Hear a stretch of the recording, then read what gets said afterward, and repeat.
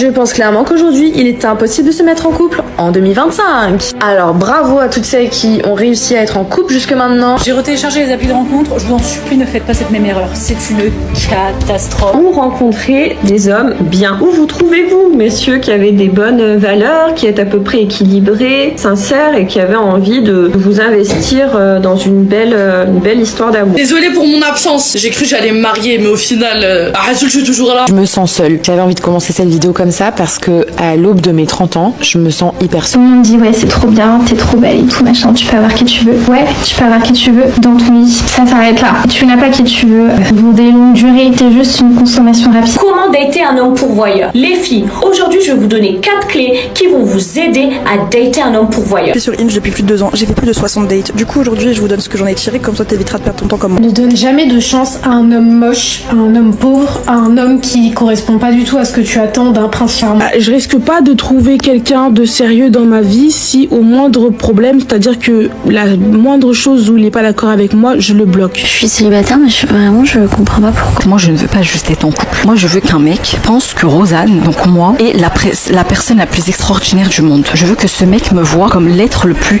exceptionnel de cette planète. Toute femme qui se donne gratuitement n'est pas intelligente. Ton partenaire, il doit gagner combien minimum par mois? Plus de 10K. Plus de 10K? Les femmes devraient être plus exigeantes, hein, qu'on se le dise, parce que quand on voit des bêtes de meufs qui sortent avec des rats crevés qui les traitent comme des grosses connes, bah franchement on se dit qu'on devrait augmenter encore nos critères. Honnêtement, je commence vraiment à m'inquiéter lorsque je rencontre les hommes de ma génération, j'ai 30 ans. Où sont les hommes masculins? J'ai décidé de rester célibataire jusqu'à aujourd'hui parce que je trouve pas d'homme qui me fasse rire. Si tu ne m'envoies pas un virement les 48 heures qui suivent notre rencontre, notre conversation, tu dégages. C'est un parc-mètre. Si tu mets de l'argent dedans, tu peux mettre ta voiture sur une place de parking. Par contre, moi, si tu me donnes de l'argent, tu peux me la mettre. Ouais, monsieur, n'importe où, mais accélérez. Nous sommes en guerre.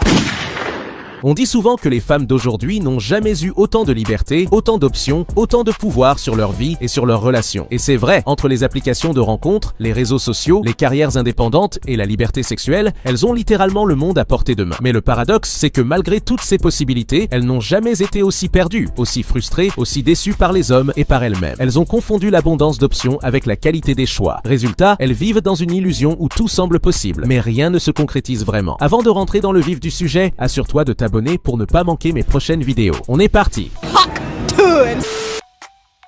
Observation numéro 1, l'ère du choix infini et de la confusion totale. En vrai, la plupart des hommes ne sont pas attirants pour une femme. À un moment, faut dire la vérité. Vous n'êtes pas attirant. Et à ce niveau-là, c'est même plus une opinion, c'est un constat. Les hommes aujourd'hui n'ont plus rien à offrir. Pas d'intelligence émotionnelle, pas de taf, pas de conditions, pas de stabilité, pas de santé physique non plus, pas de culture, ils ne s'entretiennent pas. Ils ont aucune conscience d'eux-mêmes et ils sont même pas capables d'instaurer une zone de communication à peu près safe. Et c'est ça la réalité, c'est pour ça qu'il y a de plus en plus de femmes qui sont célibataires. C'est parce que les hommes sont incapables de s'élever au rang où les femmes sont naturellement par elles-mêmes. Et je vois déjà les commentaires arriver. Et vous nous apportez quoi par nous michetonner? Alors déjà de 1, j'ai pas parlé d'argent et heureusement parce que sinon ce serait un petit peu surestimé. Mais c'est surtout vous qui ramenez tellement toujours tout à l'argent que ça vire à l'obsession. Donc viens pas inverser les rôles parce qu'une femme aujourd'hui ça peut très bien subvenir toute seule à ses besoins. Voilà, je suis désolée de vous l'apprendre mais vos portefeuilles bien garnis qui vous apportaient la domination ne suffisent plus. Ensuite, non seulement une femme ça peut bosser, mais au-delà de ça, on va pas se le cacher, vous êtes quand même tous plus radins les uns que les autres. C'est bien là qu'est le souci. Les femmes n'ont plus besoin de votre argent. Donc, quelle est ta valeur ajoutée? En fait, les femmes sont élevées par cette société pour servir, pour être matures, pour se surpasser. Rien qu'être avec une femme, ça t'élève. Et en échange, les hommes, vous nous amenez quoi? Oh, mais si, en fait, la seule chose que vous nous amenez, c'est un peu plus de charge mentale couverte sous le fait que vous êtes censé supporter la charge physique. En fait, le vrai problème, c'est que les femmes ont arrêté de se contenter du minimum. Et ça vous pique parce que vous arrivez pas à faire mieux parce que vous êtes trop nuls. Donc moi, je pose ça là. La vraie question aujourd'hui, c'est quelle est ta valeur ajoutée en tant qu'homme dans la vie d'une Sites de rencontres ont transformé la séduction en supermarché émotionnel. Chaque femme reçoit des centaines de messages,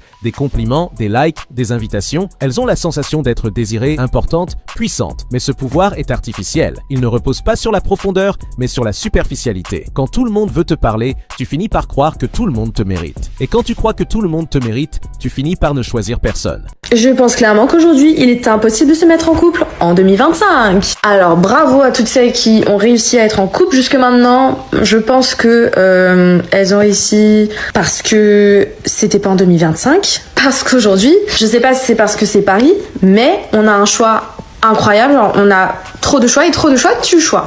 Donc à tous les gars sur les applications de dating qui me posent la question, mais qu'est-ce qu'une fille aussi jolie que toi fait célibataire?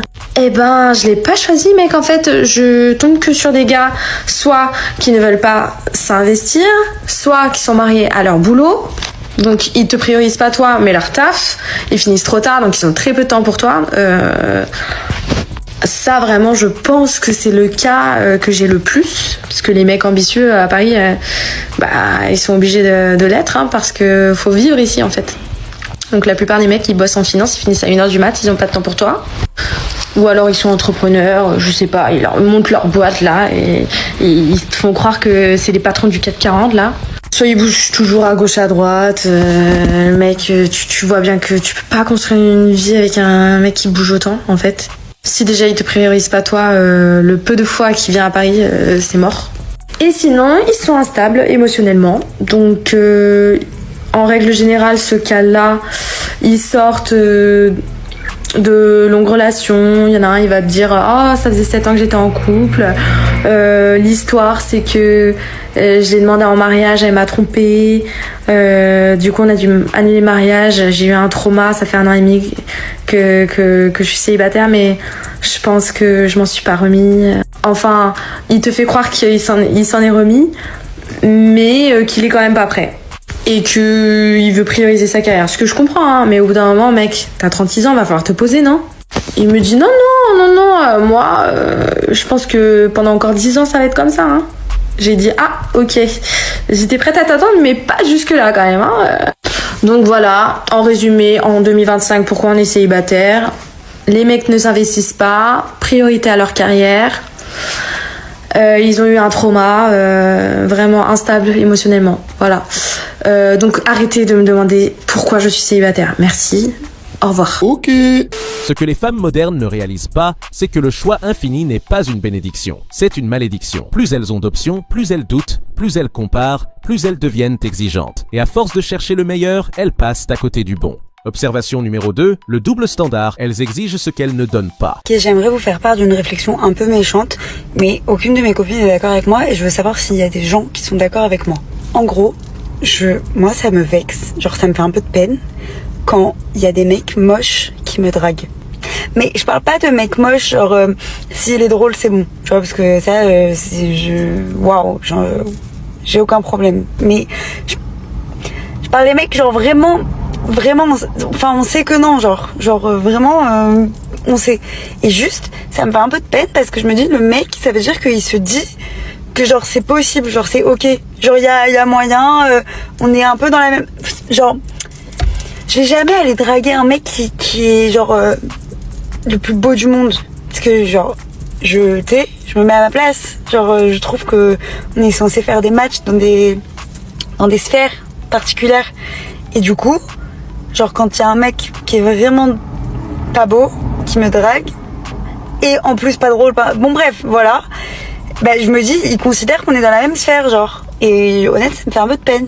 Voilà. Donc est-ce qu'il y a d'autres gens qui pensent comme moi ou je suis une grosse peste? C'est devenu presque ironique. Elles reprochent aux hommes de ne plus faire le premier pas, mais dès qu'un homme le fait, elles le jugent, le testent, le ridiculisent sur les réseaux. Elles se moquent des approches maladroites, des compliments sincères, des intentions honnêtes. Elles veulent être courtisées, mais pas dérangées. Désirées, mais pas disponibles. Respectées, mais adorées. Elles ont imposé un standard où l'homme doit être parfait avant même d'avoir une chance. Si sur Insta on répond pas à vos DM, messieurs, c'est qu'on n'a pas envie. Ça sert à rien d'écrire tous les jours. On les voit vos messages. On veut juste pas répondre. Et pourtant, ces mêmes femmes s'étonnent que les hommes se désengagent, qu'ils deviennent froids, distants, silencieux. La vérité, c'est que beaucoup d'hommes ne veulent plus jouer à un jeu truqué où tout est à leur désavantage. Je me suis fait aborder tout à l'heure par un monsieur dans la rue et je me suis quand même posé cette question que je me pose souvent. Je me suis dit, mais en fait, est-ce que je ne suis juste pas le type de mon type?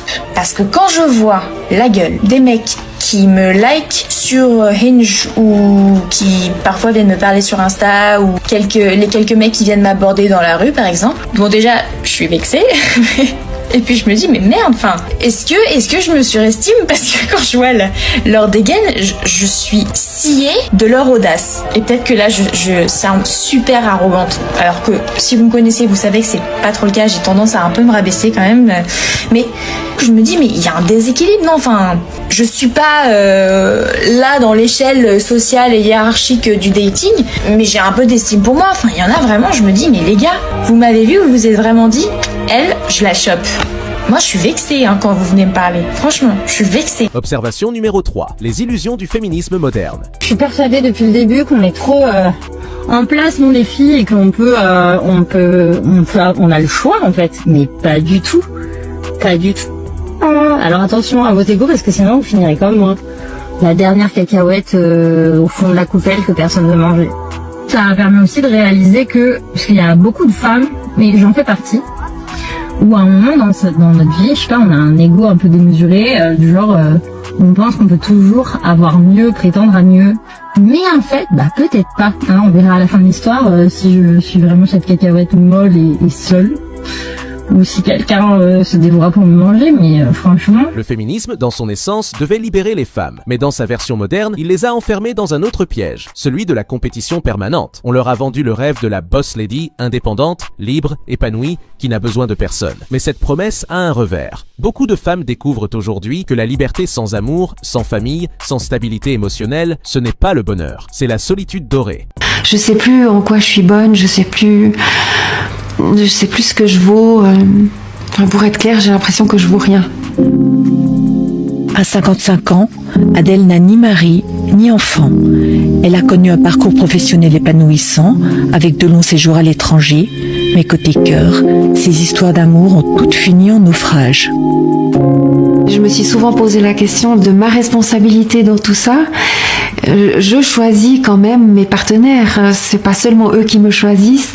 Donc comment ça se fait que je choisis toujours ceux qui ne s'engagent pas, ceux qui sont des handicapés affectifs, qui ont le choix visiblement. On pourrait dire moi aussi j'ai le choix. Ben non, moi je sais pas comment ça se fait, mais on ne se presse pas au portillon pour me rendre heureuse. Est-ce que les hommes avec qui vous étiez vous disaient je t'aime? Figurez-vous qu'ils me l'ont jamais dit. J'aurais bien voulu l'entendre une fois dans ma vie. Puis maintenant j'ai 55 ans et j'ai peur que plus personne ne me le dise jamais. Le fait de ne pas avoir eu d'enfant, c'est comme si je suis rien. Je suis trop vieille, en plus je suis rien dans cette société, je laisserai rien derrière moi. J'ai pas pondu, j'ai même pas réussi à pondre. C'est horrible de dire ça comme ça, hein. Je le sais, je provoque un peu. Que disent vos amis de votre situation actuelle? Ils savent plus quoi dire. Certains même m'ont dit que j'étais lourde. Parce que j'avais toujours des problèmes, toujours les mêmes. Depuis longtemps, je suis plus invitée par des couples. Je suis pas intégrée à des activités de couple. Parce que je dérange. Elle réalise trop tard qu'on ne peut pas tout avoir. La carrière, le pouvoir, le contrôle absolu et un homme solide à la maison. Parce qu'un homme de valeur ne veut pas être ton employé, ton rival ou ton projet de rééducation. Il veut une femme équilibrée, féminine, lucide, pas une militante frustrée qui confond respect et domination. J'ai 44 ans, j'ai pas eu d'enfant et je suis actuellement célibataire. Et je réfléchissais l'autre jour en me disant que quand tu arrives à 40 ans et que tu coches ces cases-là, c'est pas toujours évident de faire face à une certaine solitude qui s'installe malgré toi parce que de fait tes amis se sont mis en couple, ont eu des enfants, ont fondé leur famille et donc consacrent leur temps à ça et c'est tout à fait normal. Et je me disais que c'est une solitude dont on parle pas beaucoup. J'ai presque l'impression des fois qu'elle est un peu taboue, comme si fallait pas trop en parler, il fallait dire moi je gère cette solitude et tout ça. Et même moi, je me retrouve un peu prise dans ce discours des fois, à me dire, à dire à l'autre, non mais moi ça va, j'aime bien ma solitude et tout ça. Et quand bien même c'est vrai, ça n'empêche que inévitablement ce statut d'être seul, sans enfant et sans conjoint ou conjointe amène à se poser une question sur quel virage on a loupé, pour se retrouver à cet âge-là, sans môme et sans amoureux ou sans amoureuse. Même si je fais partie des gens qui sont convaincus vraiment que mon schéma de vie n'était pas totalement fait pour vivre en couple, à deux, en tout cas sur le modèle classique, et d'avoir des enfants et tout ça, je suis vraiment pas certaine que je me serais épanouie là-dedans. La société est faite de façon à ce que cette solitude finisse par te peser. Et ça fait qu'à un moment, forcément, tu vas te sentir un petit peu exclu du système. Attention, hein, c'est une exclusion toute relative, y a pas de drame là-dedans. Mais je pense que ce serait intéressant qu'on en parle un petit peu plus, que personnes qui prennent un peu la parole dessus, parce que je suis certaine que c'est source de grande souffrance chez des personnes, et c'est une souffrance, je pense, qui est difficilement dissible, dans le sens où c'est une souffrance, je pense, qui engendre un petit peu de culpabilité, parce qu'on se dit, comme je le disais tout à l'heure, mince, qu'est-ce que j'ai loupé, c'est ma faute, j'ai merdé, tout ça. Ça pour dire que je trouve qu'il y a une réflexion à mener, à avoir sur ces personnes, hommes ou femmes, célibataires, une fois la quarantaine passée, sans enfants. Et je me dis que d'en parler, arriver à prendre la parole et à dire voilà, moi je le vis, voilà comment je le vis, ça permettrait un petit peu de dédramatiser la chose. Et quand on dédramatise une chose, c'est toujours plus facile à vivre. Observation numéro 4, les critères irréalistes et le manque de discernement. J'ai vu beaucoup de vidéos de meufs sur TikTok qui disaient leurs standards et tout, et je me suis rendu compte que j'avais jamais dit mes standards. Donc je vais vous les dire.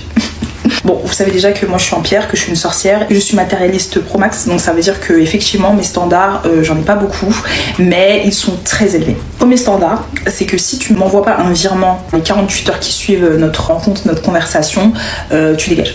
Voilà. Pour moi, le virement, c'est la preuve de ce que tu avances. Si tu viens me parler et tu me dis ouais, t'es grave, mon style de meuf, t'es trop fraîche et tout, et que je te demande un virement et que tu me dis non, parce que tu me trouves pas assez fraîche, parce que je suis pas assez à ton goût. Donc en fait, tu dégages. Je vais pas te bloquer, je vais pas te bouder, dire ouais, t'es sérieux et tout. Je vais juste être indifférente. Ça veut dire que le moment où tu m'as dit non, il y a pas de souci, je vais accepter, mais je vais devenir la meuf la plus froide que tu connaisses. Carrément, je vais même plus calculer, je vais même plus répondre en fait. C'est une norme pour moi. Ça fait des années que c'est comme ça. Donc, je peux pas aller en dessous de ce que j'ai déjà vécu. Sorry. Ou not sorry d'ailleurs, je suis pas du tout désolée. Deuxième standard, bon, les gens ils trouvent que j'abuse et je me déplace jamais pour un homme. J'ai mon permis, j'ai ma voiture et tu veux qu'on se voit, soit tu me payes un Uber, soit tu m'envoies ton chauffeur privé, parce qu'effectivement c'est ce genre de mec que je côtoie, soit tu vas me chercher en voiture. Voilà, tout simplement, je ne me déplace pas, alors surtout pas en transport, mais encore moins avec mon essence et ma voiture en fait, c'est mort. C'est mort. Dans tous les cas, je suis une meuf, si le date il se passe mal ou il y a un truc qui se passe et tout, je sais que j'ai de quoi rentrer chez moi. Mais dans tous les cas, si tu me fais sortir, c'est mort. C'est moi, je vais me déplacer pour un... Jamais de ta vie. Jamais. Troisième standard, et forcément ça va avec le fait que je sois matérialiste, si t'es pas riche, tu dégages. Voilà. Si t'as pas d'argent, qu'est-ce que tu fous en fait? Je comprends. Est-ce que je dois développer ce point-là? Les femmes modernes ont élevé leurs critères au point de rendre impossible toute relation réelle. Elles veulent un homme grand, beau, riche, drôle, attentionné, fidèle, charismatique et prêt à les mettre sur un piédestal. Mais elles ne se demandent jamais « Qu'est-ce que moi j'apporte à la table ?» Elles croient mériter un roi, mais vivent comme des courtisanes du numérique. Elles veulent la loyauté d'un homme sérieux, tout en exposant leur vie sur Instagram comme une vitrine d'égo fragile. N'avez-vous donc pas remarqué que la plupart des femmes qui quémandent et qui exigent l'argent d'un homme, en règle générale, c'est des femmes pauvres. Elles sortent des HLM, des bas-fonds des quartiers, et en plus de ça, des fois, d'endroits assez insalubres pour pas être non plus provoquant, ma foi. Le problème, c'est qu'il faut comprendre une chose. Est-ce que vous pensez vraiment qu'une femme qui a grandi dans le 16e arrondissement, ou qui a grandi dans un style de vie ostentatoire, ça lui dérangerait de payer un homme? Pas du tout. Parce que ces femmes-là, vous ne pouvez en aucun cas les impressionner avec une Maybach ou une voiture de luxe. Parce que depuis toute petite, elle a un chauffeur qui le ramène à l'école, et depuis toute petite, elle baigne dans ce train de vie ostentatoire. Donc, encore une fois, ces femmes-là, ça ne les dérange en aucun cas de payer pour vous, car elles ont la possibilité de le faire. Mais les femmes qui n'ont pas la possibilité de le faire, vous exigeront de l'argent. Donc, les femmes qui vous exigent de l'argent, messieurs, c'est des mendiantes. Elles font la manche avec vous, tout simplement. Qu'est-ce qui les différencie des Roumaines? Je m'arrête là, vous avez 4 heures. Régulateur stoïcien, j'ai arrêté, c'est mon métier, c'était dans ma tête. Sur ce, peace. Allez, ciao. Leur manque de discernement est tragique. Elles confondent visibilité et valeur, likes et amour, indépendance et isolement. Elles veulent un homme vrai, mais tombent pour les plus toxiques, simplement parce qu'ils ont du charisme ou du statut.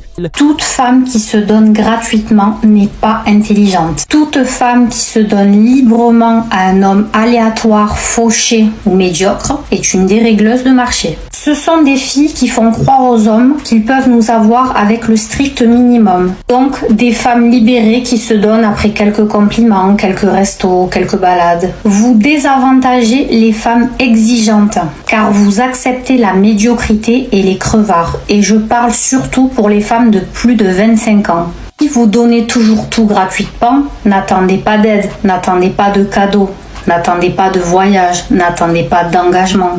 Si vous voulez savoir si un homme est toujours un player, regardez son emploi du temps, regardez ses habitudes. Un homme mature doit être stable. Si c'est un entrepreneur, c'est encore mieux car il sait gérer son temps. S'ils ont un voyage d'affaires et qu'ils ne vous amènent pas avec eux, méfiez-vous. Je n'ai pas besoin de rentrer dans les détails.